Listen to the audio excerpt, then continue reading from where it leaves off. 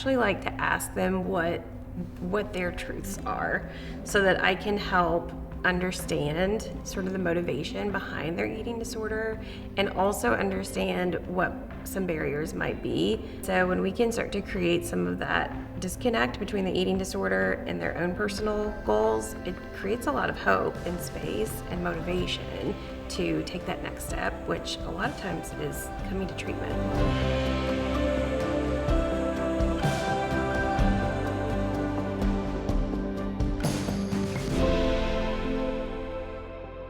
What are leading emotional barriers holding clients back from treatment, in your opinion? I think when I'm speaking to people who are considering treatment, it is showing up as fear. And one of the things that sticks out to me is sort of a misconception of what treatment looks like.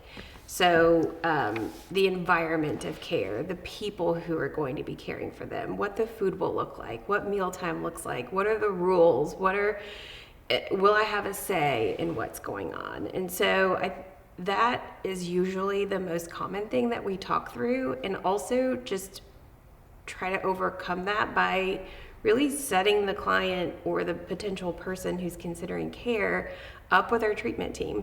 Meet your therapist, meet your dietitian.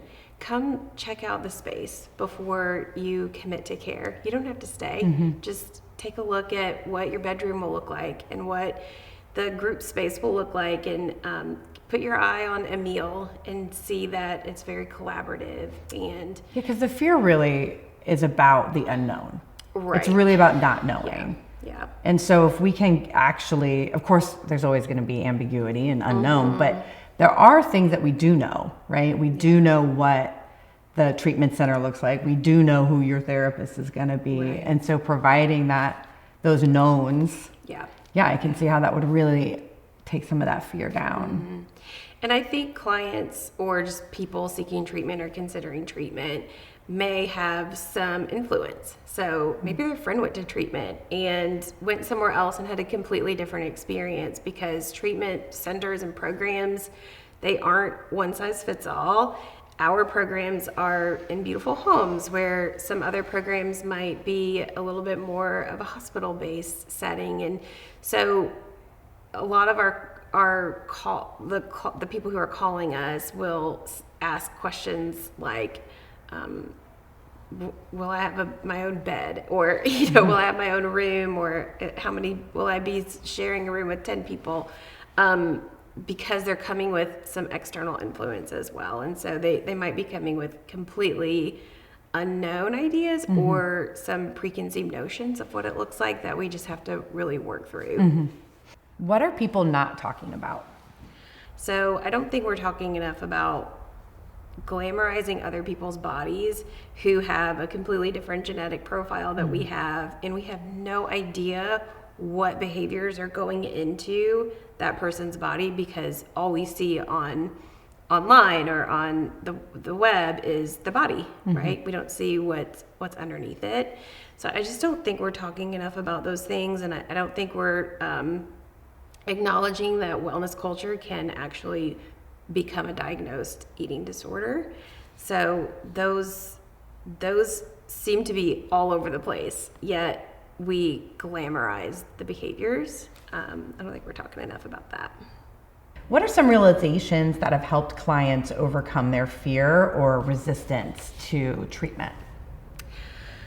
What we hear probably the most is realizing that they can't do it alone, and that they've tried, they've white knuckled, they've even done treatment perfectly in some circumstances, yet when they finally kind of come to this place of I'm at the end of my rope, and this eating disorder continues to rob me of life and fun and friends and food and wellness, right? That's usually when they're ready.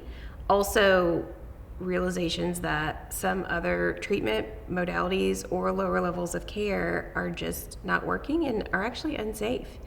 And so the point of a 24/7 treatment center is to get to the point faster, so to nourish the brain as quickly as we can, and to do that with safety, we have to remember that eating disorders serve a purpose. We don't do things that are harmful to our health for no reason.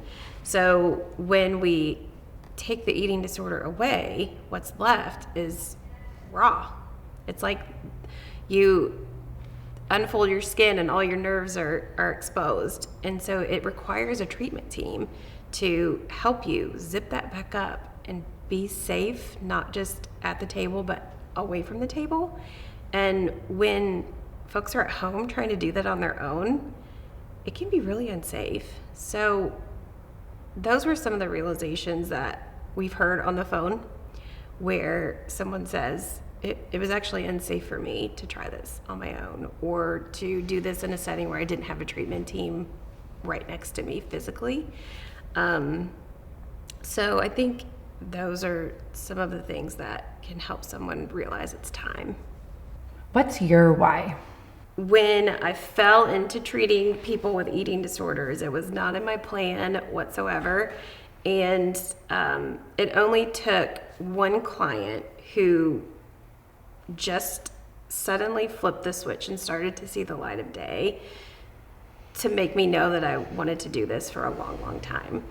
And then that person, those people, right, they leave and they contact us back and they say, look at all these amazing things that I'm doing with my life now that I'm nourished and now that I'm not taking so much time thinking about my eating disorder or when I'm going to perform my eating disorder. We get stories like people who are pregnant and never thought they could have babies, and people who went to the beach when they had been avoiding it for so long and were finally able to really capture the beauty of what that meant. And people who get married thinking, and they came to us thinking they were unlovable. So there are many whys that we have the privilege of experiencing almost every day that keep us in this work. What truths do you tell people when emotional barriers are keeping them from treatment? I actually like to ask them what their truths are so that I can help understand sort of the motivation behind their eating disorder and also understand what some barriers might be that we can either apply really practical truths that can help overcome fear or shame or whatever is holding them back. And I also like to help them identify what their goals and morals are, and are the truths that the eating disorder is sharing with them aligning with their goals and morals. Most of the time they aren't, and so when we can start to create some of that disconnect between the eating disorder and their own personal goals and morals and values, it creates a lot of hope and space and motivation to take that next step, which a lot of times is coming to treatment. How about parents? What truths do you tell them when they're hesitant to send their child to treatment? As a parent, I always think about if my child were sick, what would that look like? And what would I hope would be on the other side of the phone or the other side of the eating disorder or a part of my child's treatment team? And when I think really practically, one of the truths is that the sooner the better. When someone is sick, the younger they get care, their brains are so much more capable of learning new things that the likelihood of lifelong recovery is so much higher. So as soon as those behaviors start to become identified, it's so important to get care as soon as possible. And the other truth that I like to highlight is that really identify or name is that it's a full family disease and it's exhausting for everybody, and not just for themselves but for siblings and for grandparents and for anyone who loves that child. And so coming to treatment allows parents to create some space for themselves to restore, to get some of their own help and therapy throughout this process because it affects the whole family unit, and also to spend some time that's probably really needed with siblings.